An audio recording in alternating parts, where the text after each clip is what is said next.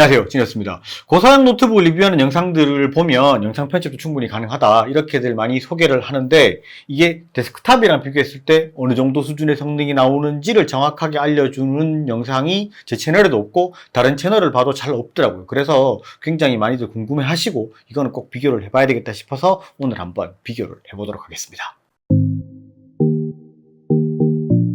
영상 편집용 노트북이라고 추천을 상당히 저도 많이 했고, 여러 가지 컴퓨터 리뷰를 보면은 사실 많이 추천을 합니다. 그런데 이 정도 성능을 가진 CPU가 이 정도 그래픽을 가지고 있고 점수는 이렇게 나오고 이 정도 수준이면 굉장히 프리미어라는 거 잘 돌아갈 거다 이렇게 설명을 하는데, 실제로 내가 이거를 딱 구매를 하려고 보면 데스크탑이랑 비교했을 때 어느 정도 성능이 나오는지, 인코딩 했을 때 어떻게 되는지에 대해서를 정확하게 좀 알기가 어려운 부분이 상당히 많죠. CPU 성능만 나오고 그래픽카드 성능이 나오면 그거를 가지고 예측해서 내가 봐야 되니까 그게 또 맞는지 아닌지도 잘 모르겠고, 내가 이거 프리미어를 쓰는데 이 정도를 가지고 편집이 잘 될지 아니면 조금 더 성능이 높은 걸 사야 될지 헷갈릴 때가 상당히 많습니다. 그러니까 데스크탑으로 했으면 어느 정도 수준이 나오고 노트북을 했을 때 어느 정도가 나오더라, 이런 부분을 좀 오늘 디테일하게 한번 알아보도록 하고요. 제가 쓰는 데스크탑 PC, 편집용으로 쓰는 이 PC와 일반 노트북 두 대를 가지고 비교를 한번 해봤습니다. 어느 정도가 나오는지를 확인하려면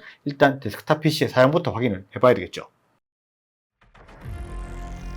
제가 편집용으로 사용하는 컴퓨터는 CPU AMD Ryzen 9 390X에 메모리는 16GB 25604개로 64GB를 사용하고 있습니다. 그래픽카드는 GDDR6X 8GB를 비디오 메모리로 가지고 있는 지포스 RTX 3070 제품입니다. 메인 SSD는 NVMe 1TB를 사용하고 있습니다. 편집용 PC의 스펙이 상당히 높죠. CPU도 높고 메모리도 64GB에 그래픽카드도 RTX 3070을 사용을 하고 있습니다. 실제로 메인보드도 좀 좋은 거로 사용을 했고 또 순행쿨러도 사용하고 있고 이렇기 때문에 이게 그때 조립할 땐 250만원대가 좀 넘어갔던 걸로 기억이 나요. 실제로 상당히 높은 제품인데, 이게 이제 RTX 3070을 사용하게 된 이유가, 예전에는 제가 프리미어 프로를 몇 번 설명을 할 때 그래픽카드는 평균 수준 이상만 돼도 큰 차이가 없다라고 말씀을 드렸는데, 프리미어 프로가 버전업이 점차 되면서 인코딩을 할 때, 마지막에 영상을 내보낼 때 이제 그 하드웨어 가속을 사용하게 되면 그래픽카드를 사용하는 빈도가 점점 높아지고 있습니다. 그러니까 그래픽카드가 조금이라도 더 좋으면 아무래도 조금은 시간은 더 줄어든다, 이렇게 보시면 될 것 같고요. 요 PC를 가지고 어떤 영상을 어느 정도 수준으로 인코딩이 됐는지 한번 확인을 해보도록 하죠. 영상 편집 프로그램은 프리미어 프로 2021 버전의 15.4를 사용했고요. 원본 영상은 4K 프로레스의 4096에 2160의 해상도를 가진 35분 길이의 영상이고요. 편집 시 테두리 배경, 자막 배경을 따로 클립으로 올리고 자막도 한 개의 클립으로 올립니다. 그리고 4개 이상의 클립을 사용하는 경우에는 이렇게 클립을 하나로 합쳐서 사용을 하고요. 그리고 사운드는 목소리를 따로 녹음해서 올리고요. 배경음악도 1개 정도 추가를 해서 사용을 하는 편입니다. 전체 길이 8분 21초의 영상이고요. 인코딩 시에 H264 형식의 소스 일치에 높은 비트로 설정을 했고 하드웨어 가속을 사용을 했습니다. 이때 인코딩 시간은 정확히 6분 6초 39가 나왔습니다. 아무래도 PC의 스펙이 높으니까 좀 빨리 되죠. 6분 6초 정도 수준이면 8분 21초짜리 4K 영상을 인코딩했다, 그런데 6분 6초다 그러면 상당히 빠르다, PC 성능이 좋다라고 볼 수 있는데, 실제로 이제 저는 그렇게 편집을 많이 복잡하게 하는 스타일은 아니에요. 그냥 기본 영상에다가 기본 자막 올리고 그 다음에 테두리를 올리고 그 다음에 이제 몇 가지 좀 올린 여러 가지 효과 이렇게 올리는 편이고, 기본 배경음악 깔고 그 다음에 이제 제 보이스는 따로 녹음을 해서 넣고 있죠. 그렇게 해서 지금 사용을 하는데, 실제로 좀 여러 가지 이제 설명이 많아지게 되면 이제 기본 그 비디오 클립을 많이 올리는 경우가 많습니다. 이제 기본 영상이 있고 그 위에 설명하는 게 이제 글씨가 이렇게 막 올라가게 되면 한 12개까지도 올라가는데, 보통 이 PC를 가지고 8개 정도까지는 클립이 올라갔을 때, 비디오 8번까지 클립이 올라갔을 때는 버벅거리는 게 별로 없습니다. 4K 프로레스 화질을 그대로 사용했을 때. 그런데 9개가 조금 넘어가면 이제 우리가 프리뷰 영상의 전체라고 표기되는 게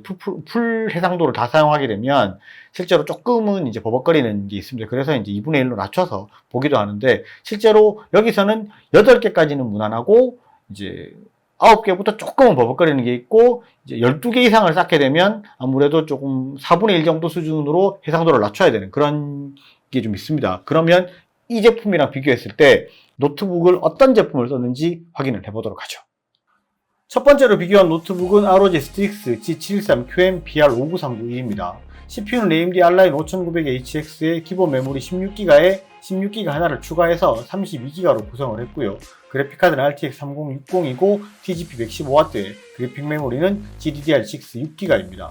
SSD는 NVMe 1TB를 가진 제품입니다. G713 제품에다가 메모리를 하나 추가해서 16기가 플러스 16기가 32기가 듀얼 채널로 만들었고, 그래픽카드가 RTX 3060이고 CPU는 R9 5900HX를 가지고 테스트를 했습니다. 인코딩 시간 똑같이 했을 때 몇 분 정도 나왔는지 확인을 한번 해보도록 하죠. 동일한 원본 소스를 그대로 복사를 해서 같은 영상 편집 프로그램인 프리미어 프로 2021의 15.4 버전으로 테스트를 진행을 했고요. 모든 설정은 동일하게 적용을 해서 인코딩을 했습니다. 시간은 보시는 것처럼 휴대폰의 스톱워치로 측정을 했고요. 인코딩 시간은 10분 08초 36이 나왔습니다.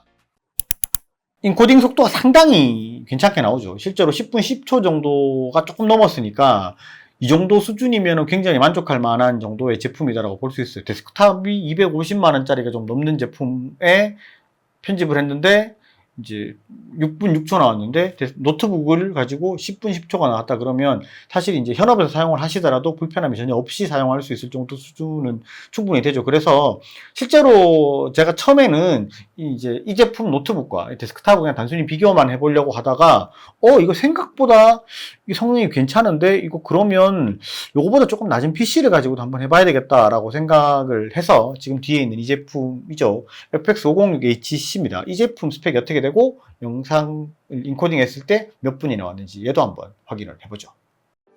FX506HC B11535 ED 모델로 테스트를 진행을 했고, CPU는 인텔 i5 11400H를 가지고 있고, 메모리는 기본 16기가 하나에 16기가를 추가해서 32기가로 테스트를 진행을 했습니다. 그래픽카드는 RTX 3050에 TGP 60W고요. 메모리는 GDDR6 4기가를 가지고 있습니다. SSD는 NVMe 512기가를 가지고 있는 제품입니다. 동일하게 인코딩을 측정을 했을 때 시간은 12분 10초 93이 나왔습니다. 생각보다 되게 잘 나오죠. 저도 깜짝 놀랐습니다. 저는 이게 한 18분, 19분, 20분 가까이 갈 줄 알았는데 실제로 이 정도 수준으로 나오면 이거 노트북이 이 정도 수준으로 좋으면 좀 이게 반칙인데 이런 생각을 좀 할 정도 수준이었으니까 생각보다 상당히 잘 나온다라고 보시면 될 것 같고, 실제로 이제 이게 제가 컷 편집을 하면서 아까 이제 이게 이 데스크탑을 가지고는 8개까지는 괜찮았고 9개부터 약간 버벅거리는 게 있어서 해상도를 2분의 1로 낮췄다라고 말씀을 드렸는데, G713 같은 경우에는 CPU가 R9 5900HX입니다.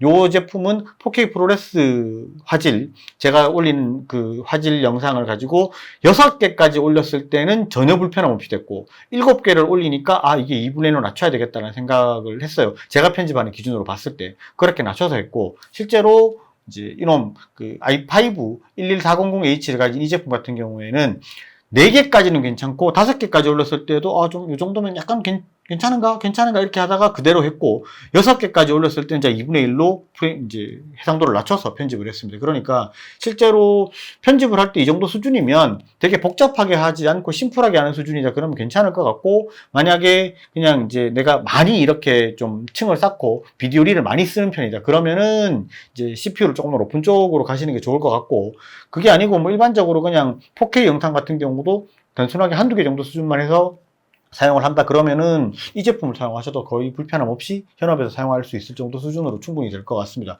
요즘은 아무래도 편집을 하는 해상도가 점점 높아지기 때문에 4K 같은 경우에는 요즘은 거의 기본으로 하시는 편이잖아요. 근데 이 정도 수준 제품들만 하고 가격대가 지금 이 정도 수준인데 제품들이 이 정도 수준으로 편집 성능이 나온다, 인코딩 성능이 이 정도면 굳이 비싼 금액을 주고 데스크탑을 이렇게 맞출 필요가 있겠는가라는 생각을 제가 좀 이번 영상을 준비를 하면서 많이 느꼈던 부분이 좀 있습니다. 그러니까 저도 이게 데스크탑을 이제 좀 굳이 고집하지 않아도 되지 않겠나라는 생각을 하면서 좀 영상을 준비하면서 데스크탑에 대한 생각이 조금 이런 생각이 조금 바뀌었습니다. 그런 부분은 아마 이 영상을 보신 분들은 많이 느끼셨을 것 같고, 아마도 예전보다는 노트북의 성능이 많이 좋아졌다는 거 많이 느끼셨을 것 같습니다. 이거 이외에 또 다른 부분도 궁금한 부분이 있으면 또 질문을 주시면 또 댓글을 달아드리도록 하겠습니다. 오늘 영상은 여기까지 하고요. 영상이 좋으셨으면 좋아요, 구독 꼭 부탁드리겠습니다. 감사합니다. 지니어스였습니다.